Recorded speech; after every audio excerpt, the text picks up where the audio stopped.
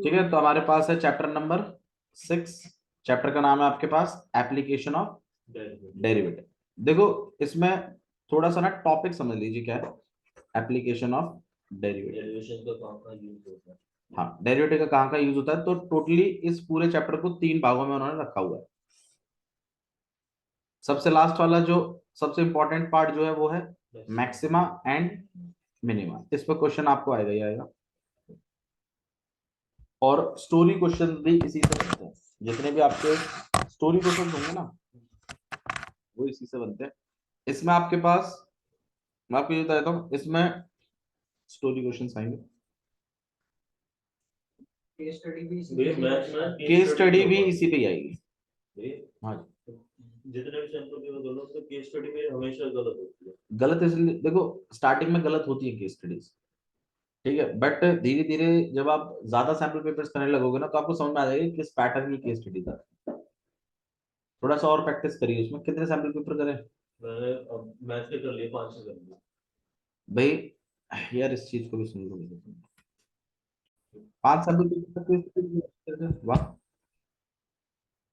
हाँ भाई, maxima and minima एक टॉपिक है इसके अंदर, जिसमें आपके पास क्या आएंगे, स्टोरी क्वेश्चंस। वो स्टोरी क्वेश्चंस कैसे होंगे हम डिस्कस करेंगे, कि एक विंडो है, उसका ये चीज मैक्सिमाइज कराना है, ये मिनिमम कराना है, लेंथ ब्रेड्थ बताओ, ये जो भी इस तरह के क्वेश्चन बनते हैं इसमें मैक्सिमम मिनिमम। एक आपके पास इन्होंने रखा है इंक्रीजिंग और डिक्रीजिंग इंटरवल निकालने का, इस पर क्वेश्चन है। और इवन आपके इसमें जो सैम्पल पेपर्स हैं एमटीजी वाले, उसमें इंक्रीजिंग डिक्रीजिंग के आपको क्वेश्चन देखेंगे भी काफी हैं। और अगर मैं आपको बताऊं तो इसमें से शायद 2 या 3 नंबर का वो पूछते हैं, ये 4 नंबर का आता है। और जो आपका सबसे पहली एक्सरसाइज है, जो बेसिकली इंट्रोडक्शन है उसका, इसमें कोई टॉपिक नहीं है, सिर्फ इंट्रोडक्शन है। इसमें से 1 या 2 नंबर का लास्ट। तो ये है हिसाब किताब। 3 एक्सरसाइज है आपकी। पहली एक्सरसाइज इंट्रोडक्शन की है, दूसरी एक्सरसाइज इंक्रीजिंग डिक्रीजिंग की, और तीसरी एक्सरसाइज है मैक्सिमा मिनिमम।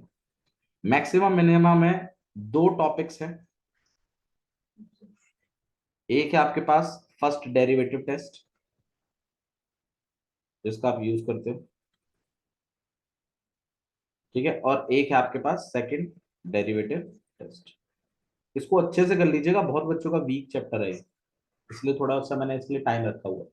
मैट्रिसेस डिटरमिनेंट इतना टाइम कंज्यूम नहीं करेगा जितना ये करेगा, इसलिए मैं इसको सबसे पहले करवा रहा हूँ। डिफरेंशिएशन भी नहीं करेगा आपका, कंटिन्यूटी मैंने करवाई दी, ठीक है, कंटिन्यूटी और आपका उसमें क्या है डिफरेंशियबिलिटी, उसका क्वेश्चन आप एक बार करके देखिएगा, उसके बाद पेपर करके देखिएगा, सैम्पल पेपर। नहीं होता है तो मेरे पास मैं करवाऊंगा, ठीक है। देखो भाई, अगर मैंने सारे टॉपिक खत्म कर दिए तो मैं करवाऊंगा आपको सैम्पल पेपर, और अगर मैं नहीं कर पाया तो आप करते रहिए पैरेलली तक, ठीक है। कम से कम 10 तक तो पहुंचो, बाकी मैं कराऊंगा।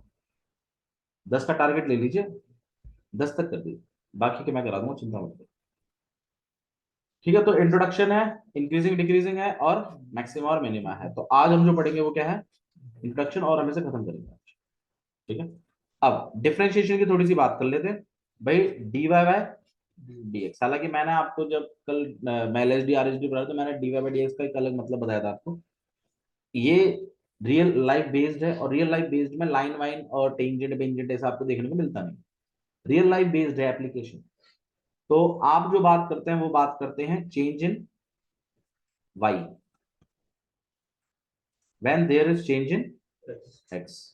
भाई ध्यान रखिएगा, जो बच्चा सैम्पल पेपर नहीं करेगा वो सेकंड बुक भूल जाएगा, मैं सच कह रहा हूं उससे।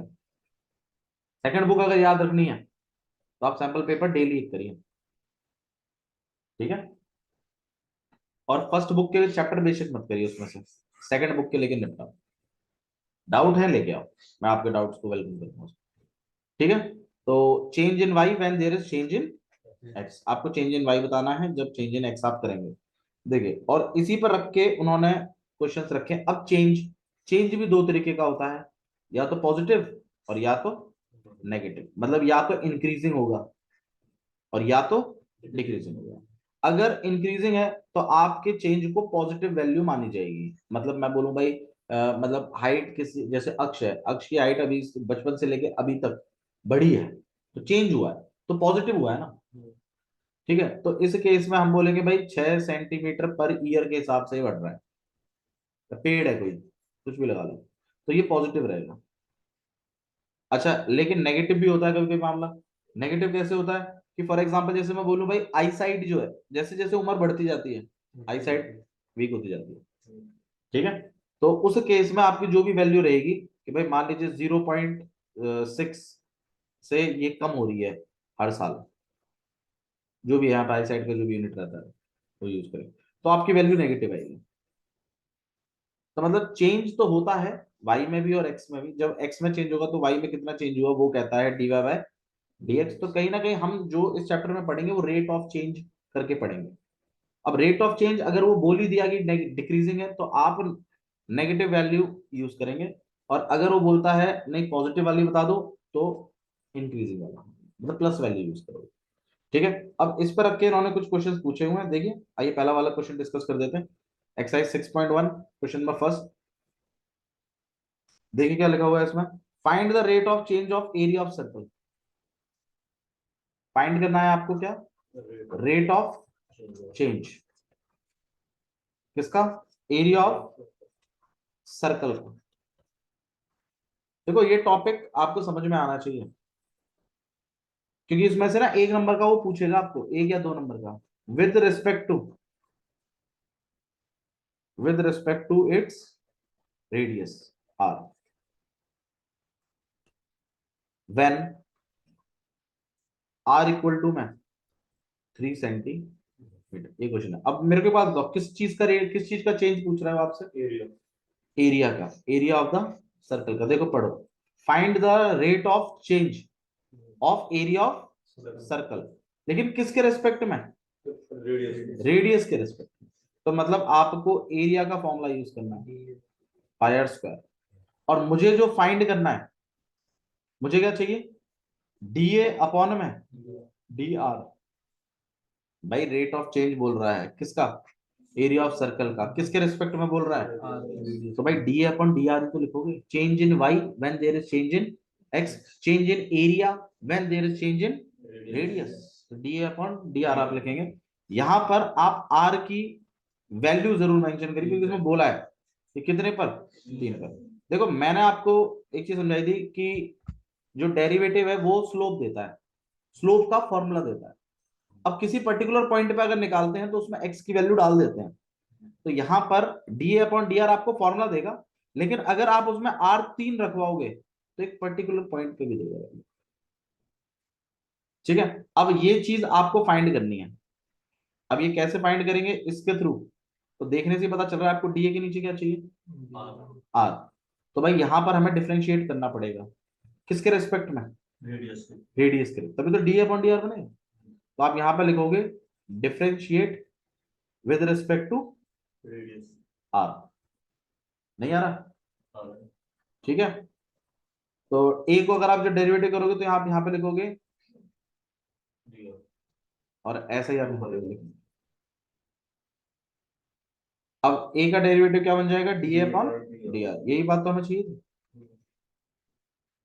और यहाँ पे जब डेरिवेटिव, पाई तो कांस्टेंट है, वो तो बाहर चला जाएगा। डेरिवेटिव किसका होगा खाली, आर स्क्वायर। आर स्क्वायर का डेरिवेटिव क्या होता है, 2r। तो यहाँ बन जाएगा आपके पास 2 पाई आर, और ये बनेगा डी अपॉन।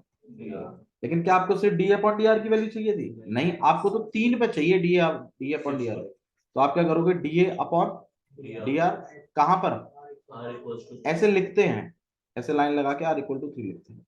पूरी लाइन नहीं लगा रहे, थोड़ी लगाइए, बट लाइन जरूर लगती है। और यहाँ पर 2 पाई और आर की जगह क्या 3, कितना हो जाएगा 6 पाई।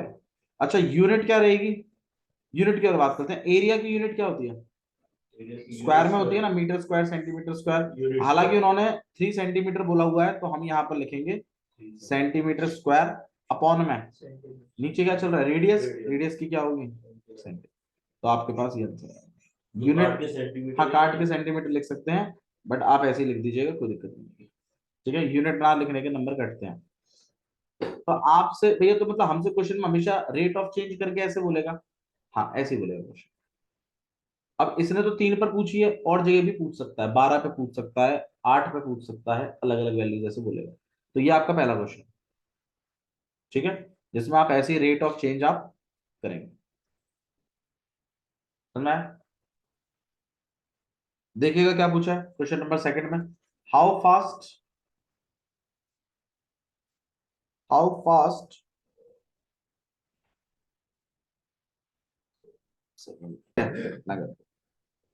देखिए, volume of the cube is increasing at the rate of 8 centimetre cube पर सेकेंड। तो आपको volume of cube is increasing बोल रहा है, वो वॉल्यूम ऑफ क्यूब क्या हो रहा है, इंक्रीज हो रहा है, मतलब चेंज हो रहा है। तो ये जो 8 सेंटीमीटर क्यूब पर सेकेंड है, ये क्या चीज है, ये वॉल्यूम का चेंज है। तो डीवी अपॉन डी टी कितना है, 8 सेंटीमीटर क्यूब पर सेकेंड, ये आपको दिया हुआ है। नेक्स्ट चीज क्या बोली है वो देखिए, how fast is the surface area increasing, पूछ रहा है आपसे, मतलब फाइंड करना है आपको। क्या चीज फाइंड करनी है कि सरफेस एरिया कितनी जल्दी इंक्रीज होगा, मतलब डीएस अपॉन dt निकालना है आपको। When the length of the edge is 12, मतलब लेंथ ऑफ द एज, बस देखो क्यूब की बात हुई है, क्यूब में मेरे ख्याल से एज को हम ए से डिनोट करते हैं, तो कितना है ये 12 सेंटीमीटर आपको दिया हुआ है। ये पूछा, ये चीज गिवन है, ये पूछा है। अब ये पूछा है तो डीएस अपॉन dt है ना, ये तो मेरे ख्याल से सरफेस एरिया के फॉर्मूले से ही आएगा। तो क्यूब लिखिएगा, एज को क्या नोट करिएगा ए से, सरफेस एरिया की इक्वेशन बनाइएगा। बताइए सरफेस एरिया ऑफ क्यूब की इक्वेशन, यहाँ सरफेस एरिया का मतलब फुल सरफेस एरिया 6a। अब इसमें मुझे अगर ds अपॉन dt बनाना है, एक क्वेश्चन की डिमांड है ds अपॉन dt बनाओ, तो किसके हिसाब से डेरिवेटिव करना चाहिए, डीवी अपॉन dt। भाई किसके हिसाब से डेरिवेटिव करना चाहिए, नीचे क्या चाहिए मुझे dt, तो किसके हिसाब से डिफरेंशिएट करूंगा मैं, विद रिस्पेक्ट टू t। और जब आप करोगे तो यहां बन जाएगा ds अपॉन 6 बाहर हो गया। अब आप डेरिवेटिव करोगे किसका, ए स्क्वायर का, ए स्क्वायर का क्या हो जाएगा, फिर ए का भी तो करना पड़ेगा चेन रूल के हिसाब से, पावर का निपटाया फिर ए का भी। ये पिछले उसमें तो नहीं किया था, अरे पिछले उसमें डी आर से कर रहे, आर के रिस्पेक्ट में कर रहे थे ना, इस बार आप टी के रिस्पेक्ट में कर रहे हो, तो ए भी एक वेरिएबल है, तो 2a हो जाएगा, और ए का क्या हो जाएगा डी ए अपॉन। अब आपको चाहिए ये 12 पर, तो चलो इस ए में तो वैल्यू डल जाएगी, लेकिन ये क्या है, इसका जुगाड़ करना पड़ेगा फिर कहीं और से। अब इस जुगाड़ के लिए आप इसका यूज करोगे, ये जो दे रखा है, ये डीवी अपॉन डी टी की वैल्यू आपको दे रखी है,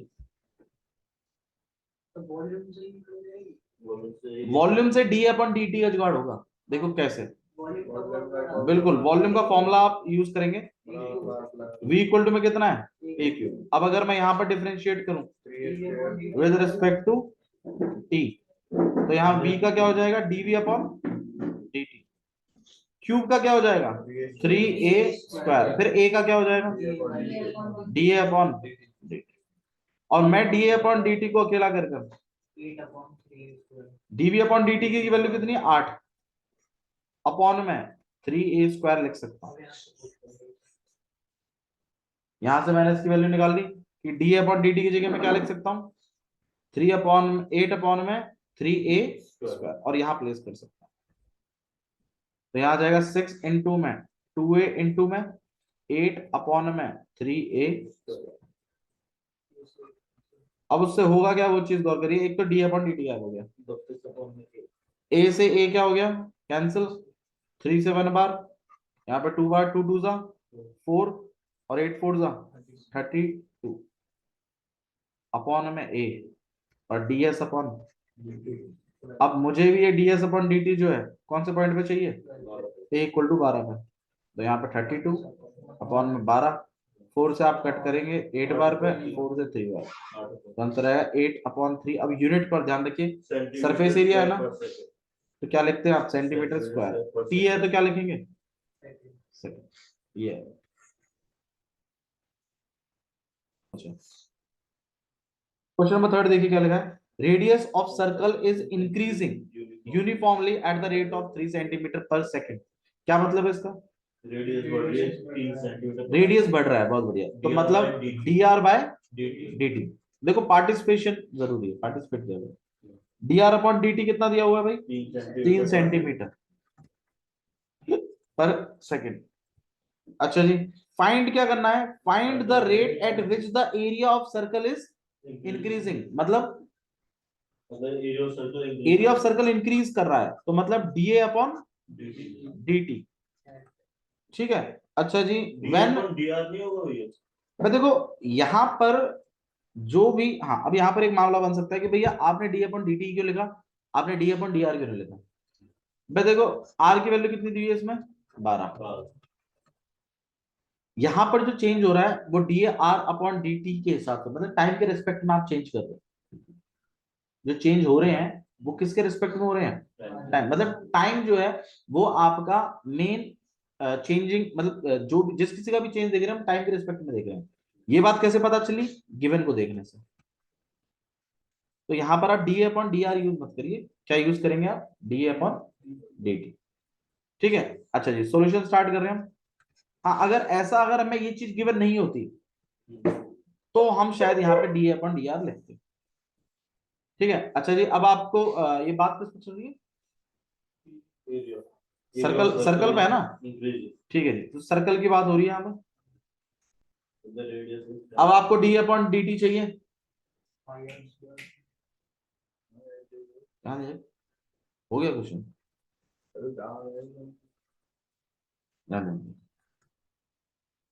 तो D upon d t, area equal to में कितना हो जाएगा? Pi r square. अब मुझे अगर डी अपॉन डी टी चाहिए तो किसके रिस्पेक्ट में करना पड़ेगा? बिल्कुल। तो आपके पास क्या हो जाएगा? डी अपॉन डी टी, पाई बाहर जाएगा और 2 का आप करेंगे तो कितना हो जाएगा? 2r। फिर r का भी करना पड़ेगा तो कितना बन जाएगा? डी आर अपॉन, भाई D R upon d T की वैल्यू है तुम्हारे पास तो इसमें रख दोगे तो यहाँ पे आ जाएगा, और फिर डी अपॉन डी टी में आप r की जगह क्या रख दीजिएगा, तो ये वाली वैल्यू भी निकल जाएगी। ठीक है, समझ में आया? सिंपल है। क्वेश्चन नंबर 4 देख लीजिए। हाँ भैया उमंग, क्वेश्चन नंबर 4 बताओ किस पे है question? Edge of the variable cube is increasing. भाई एक क्यूब है, हाँ जी, एक क्यूब है आपके पास और एज जो है वो चेंज हो रहा है। तो मतलब एज को तो हम ए से डिनोट करते हैं, तो अगर मैं गिवन में लिखूं ही तो मैं क्या लिखूंगा? डी ए अपॉन में डी टी। अच्छा, अब डी अपॉन डी टी आएगा, ये बात कैसे पता चली? क्योंकि यूनिट आपके पास सेंटीमीटर पर सेकंड है, तो आप यहाँ पे लिखोगे 3 सेंटीमीटर पर सेकंड, इससे पता चला कि नीचे टी आएगा। अच्छा जी, अब नेक्स्ट क्या बोला है? How fast is the volume of cube is increasing. भाई फाइंड करने के लिए क्या बोला है वो और बता दीजिए। वॉल्यूम चेंज पूछा है, तो डीवी अपॉन डी टी। कब? जब एज कितना है? 10 सेंटीमीटर का, ये पूछो। क्यूब है, वॉल्यूम का फॉर्मूला क्या होता है? A cube. Dv upon d t लगाएंगे तो यहाँ क्या बन जाएगा? 3a स्क्वायर, और फिर मेरे का डी अपॉन डी टी की वैल्यू तो तुम्हारे पास, इसमें प्लेस कर दीजिएगा, आंसर आ जाएगा। ठीक है, करवाएंगे इसको। नेक्स्ट वाला देख लीजिए, क्वेश्चन नंबर 5। देखो क्वेश्चन नंबर 4 तक ना आपको थोड़ा सिंपल वे में ले जा रहा था। हाँ, 5th जो क्वेश्चन है ना वो उनको पसंद भी है और इस टाइप का क्वेश्चन उन्होंने पूछा भी है। A stone is dropped into a quiet lake and waves moves in the circle at the speed of। अब यहाँ पे जो स्पीड ऑफ है ना, इसको देखने से ऐसा लगता है जो 5 सेंटीमीटर पर सेकंड है ये स्पीड है, बट एक्चुअली में ये चेंज इन रेडियस है विद रिस्पेक्ट टू टाइम। देखो जैसे ही आप किसी क्वाइट लेक में अगर एक पत्थर गिरते हैं तो इस तरीके से रिपल्स बनते हैं बाहर की तरफ, कॉन्सेंट्रिक सर्कल्स बनते हैं। ठीक है, अब कॉन्सेंट्रिक सर्कल्स बन रहे हैं तो रेडियस बढ़ती है, मतलब रेडियस में चेंज आ रहा है, हर बार एक नई रेडियस जनरेट होती है। तो ये जो 5 सेंटीमीटर पर सेकंड है ना, ये स्पीड दी हुई है उन सर्कलों के बढ़ने की। तो सर्कल का बढ़ना मतलब क्या? रेडियस में चेंज आना। तो मतलब ये जो चीज आपको गिवन है ये है डी आर अपॉन में डी टी, कितना? 5 सेंटीमीटर पर सेकेंड। अब आगे देखिए क्या लिखा है? At the instant when the radius of the circular wave is 8 centimetre. एक इंस्टेंट पर मतलब एक एक पॉइंट पर अगर रेडियस 8 है तो बताओ तुम कि एनक्लोज्ड एरिया किस रेट से बढ़ रहा है? तो मतलब आपको फाइंड करने के लिए क्या बोला है वो समझा दीजिए बस मुझे खाली। आपको बोला है डीए बाय dt, क्योंकि टाइम के रिस्पेक्ट में चेंज हो रहा है मामला। अच्छा आर आपको दिया है उसने कितना, 8 सेंटीमीटर, ये चीज पूछी हुई, कैसे करोगे थोड़ा आइडिया देना। सर्कल है मामला, तो एरिया इक्वल टू कितना, पाई आर स्क्वायर। फिर आप डी अपॉन डी टी बनाओगे तो यहाँ बन जाएगा डीए बाय डी टी, पाई तो बाहर हो जाएगा, ये कितना हो जाएगा 2r, और फिर d r by d t. ठीक है, अब इसमें आप वैल्यूज डाल के आप मेरे ख्याल से कर लो क्योंकि वो 5 है। नेक्स्ट क्वेश्चन देख लीजिए, क्वेश्चन नंबर 6। ठीक है, तो देख रहे हो आप, मतलब सिर्फ बेसिक इंट्रो पे घुमा रहा है अभी, फिर कल आपको ये इंक्रीजिंग और डिक्रीजिंग करवाएगा, उसमें फिर इंटरवल्स निकालना, उसमें भी 3-4 तरीके के क्वेश्चंस बनते हैं, फिर मैक्सिमम मिनिमम और आपका एओडी। ठीक है, तो देखिए क्वेश्चन नंबर 6 देख लेते हैं। क्वेश्चन नंबर 6 में लिखा है radius of the circle is increasing. भाई सर्कल है, अगेन रेडियस बढ़ रहा है, तो मतलब डी आर बाय, अब ये d r by d t है 0.7 सेंटीमीटर पर सेकेंड। बोला है how fast is the circumference increasing.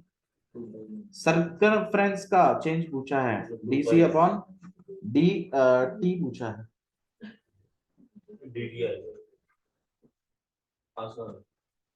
ये चीज पूछी। अब उसने किस इंस्टेंस पे पूछा है वो उसने बताया नहीं, कोई बात नहीं, आप आर के रिस्पेक्ट में ही मतलब निकाल दीजिएगा उसको जो भी है। ठीक है, अब मुझे बताओ कैसे, सी इक्वल टू फिर अपना डीसी अपॉन में dt, 2 पाई बाहर आ जाएगा, आर की जगह क्या लिखोगे, D R by D T, इसमें वैल्यू ले लीजिए, आर बचेगा ही नहीं।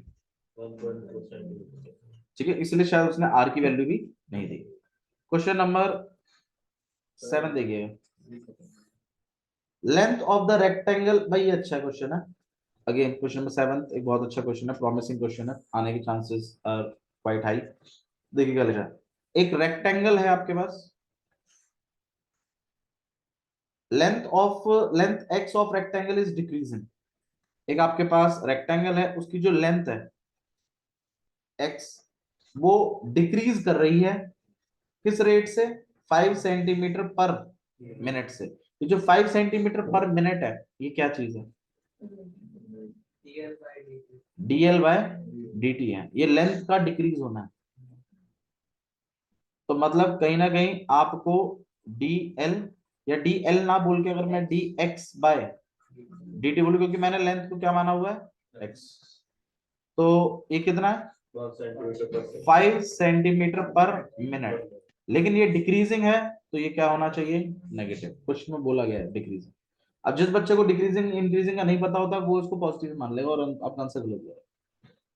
ठीक है, नेक्स्ट देखिए क्या चीज बोली गई है उसमें, बोला है and the width y is increasing, जो y है वो बढ़ रहा है, तो भाई dy बाय dt, और किस रेट से बढ़ रहा है, 4 सेंटीमीटर पर मिनट के हिसाब से वो बढ़ रहा है।